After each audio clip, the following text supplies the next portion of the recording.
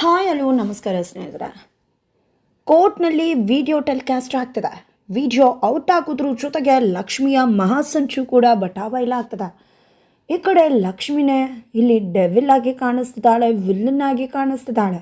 Finally Kaveri ವಿರುದ್ಧ ಸಂಚು ಮಾಡಿದ್ದು ಲಕ್ಷ್ಮಿನೇ ಅನ್ನೋ ಸತ್ಯ ಕೋರ್ಟ್ ಮುಂದೆ ತೆರೆದುಕೊಳ್ತದೆ. ಹಾಗಿದ್ರೆ ಅಂಥದ್ದು ಏನಾಯಿತು, ಇದು ಎಲ್ಲವನ್ನೂ ಕೂಡ ತಿಳ್ಕೋಬೇಕು ಅಂದರೆ ಈಗಲೇ ನಮ್ಮ ಈ ಚಾನಲ್ನ ಸಬ್ಸ್ಕ್ರೈಬ್ ಮಾಡಿ, ಹಾಗೆ ಈ ಒಂದು ವಿಡಿಯೋವನ್ನು ಪೂರ್ತಿಯಾಗಿ ನೋಡಿ. ಇಲ್ಲಿ ಕಾವೇರಿ ಕೇಸ್ನ ರಿಓಪನ್ ಮಾಡಿಸ್ತಾರೆ. ರಿಓಪನ್ ಮಾಡಿಸೋಕ್ಕೂ ಮುನ್ನ ಸುಮ್ಮನೆನಾ, ಆಲ್ರೆಡಿ ಮೈಂಡ್ ಗೇಮ್ ಪ್ಲೇ ಮಾಡೋ ಕಾವೇರಿ ಅಷ್ಟು ಸುಲಭಕ್ಕೆ ರಿಓಪನ್ ಮಾಡಿಸೋದಿಲ್ಲ. ಎಲ್ಲ ಸಾಕ್ಷಿಗಳನ್ನ ಕಲೆ ಹಾಕಿನೇ ಕೇಸನ್ನು ರಿಓಪನ್ ಮಾಡಿಸ್ತಾರೆ. ಆದರೆ ಒಂದು ಸಾಕ್ಷಿ ಚಿಂಗಾರಿನ ಮಾತ್ರ ಇನ್ನೂ ಕೂಡ ವೈಷ್ಣು ಮನೆಯಲ್ಲೇ ಬಿಟ್ಟಿದ್ದಾರೆ. ಇದರ ಜೊತೆಗೆ ಕೋರ್ಟಿನಿಗೆ ಕೇಸ್ ಬರುತ್ತೆ ಮತ್ತು ಕೇಸ್ ರಿಓಪನ್ ಆಗುತ್ತೆ.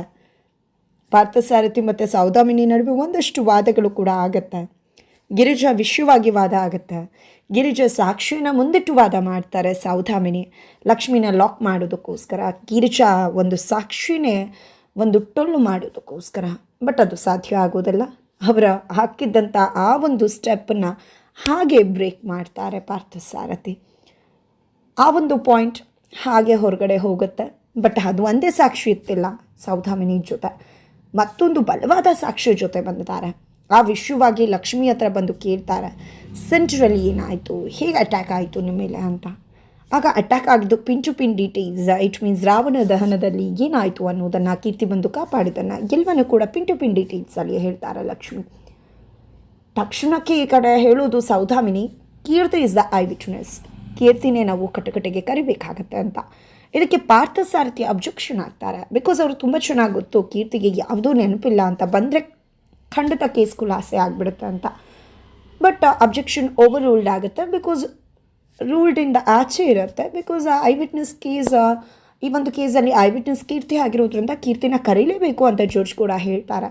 ಈ ಒಂದು ಪ್ರಯತ್ನದಲ್ಲಿ ಸುಪ್ರೀತಾ ಹೋಗಿದ್ದೆ, ಕೀರ್ತಿನ ಕರ್ಕೊಂಡು ಹೋಗ್ಬಿಡಿ ಅಂತ ಕಾರುಣಿಗೆ ಹೇಳೋ ಪ್ರಯತ್ನ ಮಾಡ್ತಾರೆ. ಬಿಕಾಸ್ ಹೊರಗಡೆ ಇರ್ತಾಳೆ ಕೀರ್ತಿ. ಬಟ್ ಅಷ್ಟರಲ್ಲಿ ಮೊದಲೇ ಕೀರ್ತಿ ಒಳಗಡೆ ಹೋಗಬೇಕು ಅಂತಿದ್ದು. ಅಷ್ಟರಲ್ಲಿ ಕೋರ್ಟಿಂದ ಆರ್ಡರ್ ಬರುತ್ತೆ ಕೀರ್ತಿ ಯಾರು ಅಂತ. ಕೀರ್ತಿ ನಾನೇ ಅಂತ ಹೇಳಿ ಇವರೆಲ್ಲರನ್ನೂ ದಾಟಿ ಒಳಗಡೆ ನುಗ್ಗೇ ಬಿಡ್ತಾರೆ. ಕೀರ್ತಿ ಬಂದಿದ್ದೆ ತಡ, ಯಾಕಪ್ಪ ಕೀರ್ತಿ ಬಂದರು ಅಂತ ಲಕ್ಷ್ಮಿ ಅಂದ್ಕೊಂಡ್ರೆ ಈ ಕಡೆ ತಲೆ ಮೇಲೆ ಕೈ ಹಾಕೋತಾರೆ ಪಾರ್ಥಸಾರಥಿ. ಆ ಕಡೆ ಕಾವೇರಿ ಮಾತ್ರ ಮುಗೀತು ಕಾಣ ಲಕ್ಷ್ಮಿ ನಿಂದು ಆಟ. ಕೀರ್ತಿನೇ ಬಂದು ಎಲ್ಲದಕ್ಕೂ ಕೂಡ ಫುಲ್ ಸ್ಟಾಪ್ ಕೊಡ್ತಾಳೆ. ತಲೆ ಕೆಟ್ಟವಳನ್ನ ಇಟ್ಕೊಂಡು ಹೇಳಿಕೊಟ್ಟು ನನ್ನನ್ನು ಜೈಲಿಗೆ ಕಳಿಸಿದ್ದು, ನಿನ್ನನ್ನು ಈಗ ನಾನು ಜೈಲಿಗೆ ಕಳಿಸ್ತೀನಿ ಅಂತ ಹೇಳಿ ಮನಸ್ಸಲ್ಲೇ ಮಾತನಾಡ್ಕೋತಾರೆ ಕಾವೇರಿಯವರು. ತದನಂತರ ಇಲ್ಲಿ ಕೀರ್ತಿ ಕಟಕಟೆಗೆ ಬರ್ತಾರೆ. ಕೀರ್ತಿ ಕಟಕಟೆಗೆ ಬರ್ತಿದ್ದಾಗೆ ಆ ಕಡೆ ಸುಪ್ರೀತಾ ಲಕ್ಷ್ಮಿ ಎಲ್ರಿಗೂ ಕೂಡ ಭಯ ಶುರುವಾಗಿದೆ. ಬಿಕಾಸ್ ಏನೂ ಹೇಳ್ಕೊಟ್ಟಿಲ್ಲ. ಹೇಳ್ಕೊಡ್ದೆ ಕೀರ್ತಿಗೆ ಏನೂ ಹೇಳೋಕ್ಕೆ ಬರೋದಿಲ್ಲ. ಈ ಕಡೆ ಗೊಂಬೆ ಅಂತ ಹೇಳಿಬಿಟ್ರೆ ಏನು ಮಾಡೋದು ಅಂತ.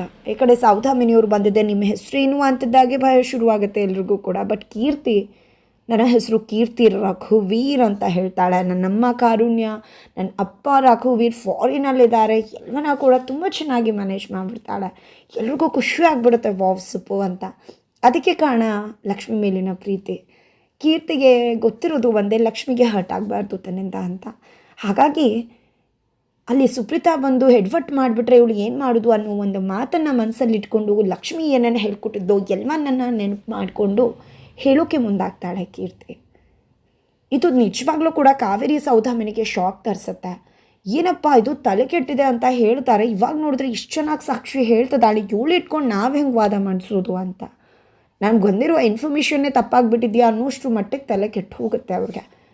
ತದನಂತರ ಲಂಚ್ ಬ್ರೇಕ್ ಆಗುತ್ತೆ. ಲಂಚ್ ಬ್ರೇಕ್ ಸಮಯದಲ್ಲಿ ಪಾರ್ಥಸಾರಥಿಯವರು ನಿಜವಾಗ್ಲೂ ಯಾಕೆ ಕರ್ಕೊಂಡು ಬಂದರೆ ಕೀರ್ತಿನ ಅಂತ ಹೇಳೋಕೆ ಅಂತ ಬರ್ತಾರೆ. ಬಟ್ ಅಷ್ಟರಲ್ಲಿ ವೈಷ್ಣವಲ್ಲಿರ್ತಾರೆ. ಲಕ್ಷ್ಮಿ ಸತ್ಯ ಹೇಳಿಬಿಡೋಣ ಅಂತ ವೈಷ್ಣವ್ಗೆ ಡಿಸೈಡ್ ಮಾಡಿಕೊಂಡ್ರೆ ಪಾರ್ಥಸಾರಥಿ ಬೇಡ ಅಂತ ಕನಸನ್ನೇ ಮಾಡ್ತಾರೆ. ನಂತರ ಈ ಕಡೆ ಕೀರ್ತಿನೂ ನೋಡಿ ಲಕ್ಷ್ಮಿಗೆ ಖುಷಿ ಆಗತ್ತೆ. ನಿನಗೆ ಖುಷಿ ಆಯಿತು ಅಲ್ವಾ ಲಚ್ಚಿ ಅಂತ ಕೀರ್ತಿ ಕೇಳ್ತಾಳೆ. ಈ ಕಡೆ ಸುಪ್ರೀತಾ ಅವ್ರಿಗೆ ಅನ್ಸೋದು ಇವಳು ನಾಟಕ ಮಾಡ್ತಿದ್ದಾಳು, ನಿಜ ಮಾಡ್ತಿದ್ದಾಳು, ಇನ್ನೇನೋ ಪ್ಲ್ಯಾನ್ ಇಟ್ಕೊಂಡಿದ್ದಾಳು, ಏನೋ ಗೊತ್ತಿಲ್ವಲ್ಲಪ್ಪ ಅಂತ ಹೇಳಿ. ಆ ಕಡೆ ಗಂಗಕ್ಕ ಅಂತೂ ಚಿಂಗಾರಿ ಫೋನ್ನ ತೊಗೊಂಡಿದ್ದಾಯಿತು, ಫೇಸ್ ಲಾಕನ್ನು ಓಪನ್ ಮಾಡಿದ್ದು ಕೂಡ ಆಯಿತು. ಮಲ್ಕೊಂಡಿರೋ ಟೈಮಲ್ಲಿ ಹೋಗಿದ್ದೆ ಫೋಟೋಗೆ ಫೋನ್ನ ತೋರಿಸಿದ್ರೆ ಲಾಕ್ ಓಪನ್ ಮಾಡಿಬಿಟ್ರು. ಅಲ್ಲಿ ಖಂಡಿತವಾಗ್ಲೂ ಕಾವೇರಿ ಜೊತೆ ಇರೋ ಲಿಂಕ್ ಅಂತೂ ಅದರಲ್ಲಿ ಖಂಡಿತವಾಗ್ಲೂ ಗೋಚರಿಸುತ್ತೆ. ಮತ್ತೆ ಸೆಷನ್ ಶುರುವಾಗತ್ತೆ. ಸೆಷನ್ ಶುರುವಾಗ್ತಿದ್ದಾಗ ಈ ಕಡೆ ಕೀರ್ತಿನ ಪ್ರಶ್ನೆ ಮಾಡೋದಕ್ಕೆ ಮಗದೊಮ್ಮೆ ಸೌದಾಮಿನಿ ಮುಂದಾಗ್ತಾರೆ. ನಾನು ನಿಮ್ಮನ್ನು ಪ್ರಶ್ನೆ ಕೇಳ್ತೀನಿ, ಹೇಗೆ ಕಾಪಾಡಿದ್ರಿ ಲಕ್ಷ್ಮಿನ ಅಂತ. ತುಂಬ ಚೆನ್ನಾಗಿ ಹೇಳ್ತಾಳೆ ಲಕ್ಷ್ಮಿನ ಹೇಗೆ ಕಾಪಾಡಿದೆ ಅಂತ. ಬಟ್ ಯಾಕಿದ್ರಿ ನೀವು ಅಲ್ಲಿ ಅಂತ ಕೇಳಿದಾಗ ನಾನು ಮೇಲಿಂದ ಬಿದ್ದಿದ್ದೆ ಅಲ್ವಾ, ಪೆಟ್ಟಾಗಿತ್ತು, ಟ್ರೀಟ್ಮೆಂಟ್ಗೆ ಅಲ್ಲಿದ್ದೆ ಅಂತ ಕೂಡ ಹೇಳ್ತಾಳೆ. ತುಂಬ ಚುರುಕಾಗಿ ನಾಜೂಕಾಗಿ ಉತ್ತರ ಕೊಡ್ತಿರ್ತಾಳೆ ಕೀರ್ತಿ. ಆದರೆ ಈ ಒಂದು ಪ್ರಶ್ನೆ ಇಡೀ ಕೋರ್ಟನ್ನು ನಿಶ್ಶಬ್ದಗೊಳಿಸ್ಬಿಡುತ್ತೆ. ನೀವು ಆ್ಯಕ್ಟರಾ, ಸಿಂಗರಾ ಅಥವಾ ಡ್ಯಾನ್ಸರಾ ಅಂತ ಉತ್ತರ ಕೊಡೋಕ್ಕಾಗೋದಿಲ್ಲ ಕೀರ್ತಿಗೆ. ಬಿಕಾಸ್ ಅವ್ಳಿಗೆಲ್ಲ ಮರ್ತು ಹೋಗಿದೆ. ಇದ್ರ ಬಗ್ಗೆ ನನಗೆ ಹೇಳ್ಕೊಡ್ಲಿಲ್ವಲ್ಲ ಲಕ್ಷ್ಮಿ ಅಂತ ಯೋಚನೆ ಮಾಡ್ತಿದ್ದಾಳೆ ಕೀರ್ತಿ. ಈ ಕಡೆ ಏನು ಹೇಳ್ಬೋದು ಅಂತ ಎಡ್ಜ್ ಆಫ್ ದ ಸಿಟಲ್ಲಿ ಕುತ್ಕೊಂಡಿದ್ದಾರೆ ಸುಪ್ರೀತಾ, ಕಾರುಣ್ಯ, ಲಕ್ಷ್ಮಿ ಎಲ್ಲ. ಈ ಕಡೆ ಯಾಕೆ ಯೋಚನೆ ಮಾಡ್ತಿದ್ದಾರೆ ಕೀರ್ತಿ ಅವರೇ? ನಾನೇ ಹೇಳ ಮರ್ತು ಹೋಗಿದೆಯಾ ನಿಮಗೆ ಅಂತ ಸೌದಾಮಿನಿ ಹೇಳಿದಾಗ ಇಲ್ಲ ನಾನೇ ಹೇಳ್ತೀನಿ ಅಂತಾರೆ. ಈ ಕಡೆ ಲಕ್ಷ್ಮಿ ಕಡೆ ನೋಡಬೇಕಿದ್ರೆ ಹೋಗಿ ಲಕ್ಷ್ಮಿನ ಕೇಳ್ಕೊಂಡು ಬರಬೇಕಾ, ಹೋಗಿ ಕೇಳ್ಕೊಂಡು ಬನ್ನಿ ಅಂತ ಕೂಡ ಹೇಳಿಬಿಡ್ತಾರೆ ಸೌದಾಮಿನಿ. ಈ ಕಡೆ ಕೀರ್ತಿ ಹೇಳೋದು ನಾನು ಆ್ಯಕ್ಚರ್ ಅಂತ. ಆ್ಯಕ್ಚರ್ ಅಂದ ತಕ್ಷಣ ತಲೆ ಕೆಟ್ಟೋಗುತ್ತೆ ವೈಷ್ಣು ಮತ್ತು ಅಲ್ಲಿ ಅವ್ರ ತಂದೆಗೆ, ಏನಪ್ಪ ಇದು ಆ್ಯಕ್ಟ್ರೆಸ್ ಅಂತಿದ್ದಾಳೆ ಅಂತ. ಈ ಕಡೆ ಲಕ್ಷ್ಮಿ ಲಾಯರ್ ಎಲ್ಲ ಕೂಡ ತಲೆ ಮೇಲೆ ಕೈ ಇಟ್ಕೋತಾರೆ, ಮುಗೀತು ಕತೆ ಅಂತ. ಸಿಕ್ಕಿದೆ ಚಾನ್ಸ್, ಇದನ್ನೇ ಇಟ್ಕೊಳದ ಸೌದಾಮಿನಿ. ನೋಡಿ ಇವಕ್ಕೆ ಡ್ಯಾನ್ಸು, ಬಟ್ ಏನಾಗಿದೆ ಅನ್ನೋದು ಅವಳಿಗೆ ಗೊತ್ತಿಲ್ಲ. ಇಟ್ ಮೀನ್ಸ್ ಅವ್ಳಿಗೇನೂ ಕೂಡ ಹಳೇದು ನೆನಪಿಲ್ಲ. ಆಕ್ಸಿಡೆಂಟಲಿ ಎಲ್ಲ ಕೂಡ ಮರ್ತಿದ್ದಾರೆ. ಆದರೆ ಲಕ್ಷ್ಮಿ ಅವರು ಎಲ್ಲವನ್ನ ಕೂಡ ಹೇಳಿಕೊಟ್ಟು ಅವರ ಅತ್ತೆ ವಿರುದ್ಧ ಮಹಾಸಂಚನ ಮಾಡಿ ಅವರನ್ನು ಜೈಲಿಗೆ ಕಳಿಸಿದ್ದಾರೆ. ಇದು ಸಾಕ್ಷಿ ಸಮೇತ ಪ್ರೂವ್ ಆಗ್ತದೆ. ಇಲ್ಲಿ ಈಕೆ ಪಾತ್ರಧಾರಿ ಆದರೆ ನಿಜವಾದ ಸೂತ್ರಧಾರಿ ಲಕ್ಷ್ಮಿ ಅಂತಾರೆ. ಎಲ್ಲ ಕೂಡ ಲಕ್ಷ್ಮಿ ಕಡೆ ತಿರುಗ್ತಾರೆ. ಎಲ್ರಿಗೂ ಬಿಗ್ ಶಾಕ್. ಇದಕ್ಕೂ ಮಿಗಿಲಾಗಿ ಮಗದೊಂದು ಸಾಕ್ಷಿನ ತಂದು ಮುಂದಿಡ್ತಾರೆ ಕೋರ್ಟಿನ ಕಟ್ಟಕಡೆಯ ಮುಂದೆ.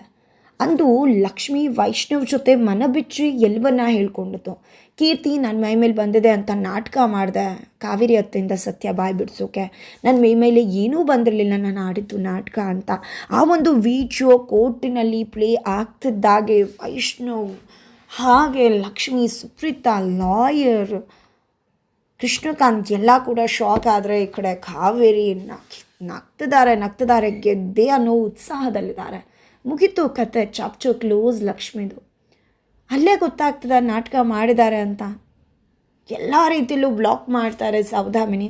ಫೈನಲಿ ಕಾವೇರಿ ತಪ್ಪೇ ಮಾಡಿಲ್ಲ, ಎಲ್ಲವೂ ಲಕ್ಷ್ಮಿಯ ಮಹಾಸಂಚು ಕಾವೇರಿನ ಜೈಲಿಗೆ ಕಳಿಸೋಕೆ ಅನ್ನೋದನ್ನು ಪ್ರೂವ್ ಮಾಡೋದ್ರಲ್ಲಿ ಕೈ ಮೇಲೆ ಆಗೇ ಹೋಯ್ತು ಅಂತ ಹೇಳ್ಬೋದು.